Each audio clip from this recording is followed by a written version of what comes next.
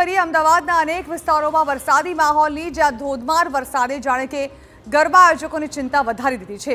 Ring road, શેલા, શિલજ સહિતના વિસ્તારોમાં ગરબા આયોજકો ચિંતિત બન્યા છે। લાખો કરોડોના ખર્ચ પર પાણી ફરી વળવાની સ્થિતિ ઊભી થઈ છે। બપોર બાદ અલગ અલગ વિસ્તારોમાં વરસાદ વરસ્યો છે અને હજુ પણ કેટલાય વિસ્તારોમાં ધોધમાર વરસાદી બેટિંગ યથાવત છે।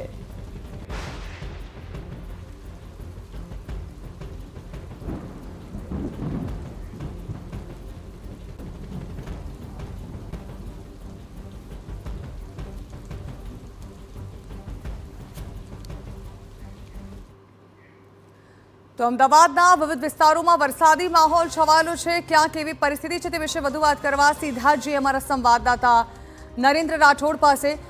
નરેન્દ્ર, જાણવા માંગીશું અમદાવાદના કયા કયા વિસ્તારોને વરસાદ હમરોડી રહ્યો છે અને હવે વરસાદ કઈ રીતે વધારી રહ્યો છે ગરબા આયોજકોની ચિંતા?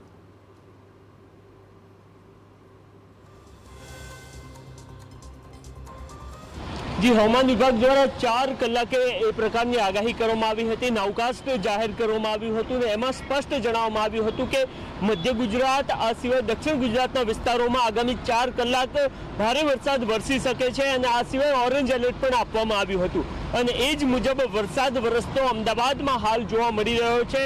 ના માત્ર અમદાવાદના અલગ અલગ વિસ્તારો પરંતુ એ સહિત અમદાવાદ ગ્રામ્યના પણ કેટલાક વિસ્તારોમાં અત્યારે હાલ વરસાદ વરસતો જોવા મળી રહ્યો છે। અત્યારે હાલ વરસાદનું જોર જરૂરથી ધીમું થયેલું છે પરંતુ ઝરમર વરસાદ ચાલુ છે અને એના જ કારણે આજે નવરાત્રિમાં ખેલૈયાઓ અને ગરબા આયોજકોની ચિંતા જરૂરથી વધતી જોવા મળી છે। જો મધ્ય ગુજરાતની વાત કરવામાં આવે તો અમદાવાદ, ખેડા, આણંદ, દાહોદ, ડાંગ, દાહોદ સહિતના જે વિસ્તારો છે ત્યાં વરસાદ વરસે પ્રકારની શક્યતા દર્શાવવામાં આવી હતી અને ગાજવીજ સાથે હળવાથી મધ્યમ વરસાદની આગાહી કરવામાં આવી હતી।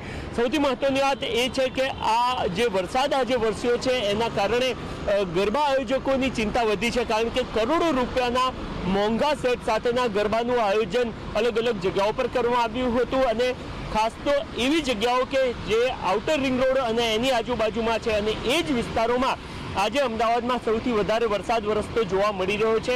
ચાહે એસજી હાઈવે હોય કે પછી આઉટર રિંગ રોડનો જે સમગ્ર વિસ્તાર હોય એ તમામ જગ્યાઓ પર વરસાદ વરસી રહ્યો છે અને એના જ કારણે એ જગ્યાઓ પર પાણી ભરાવાની શક્યતાઓ છે। કેટલાક આયોજકો સાથે જે અમારી વાતચીત થઈ હતી એમાં પણ એમણે સ્પષ્ટ કર્યું છે કે જો આ પ્રકારે વરસાદ વરસશે તો એમને સમસ્યા થઈ શકે છે પરંતુ જો ધીમો વરસાદ રહે અથવા તો વરસાદ બંધ થઈ જાય તો 10 વાગ્યા બાદ ગરબા શક્ય બની શકે છે।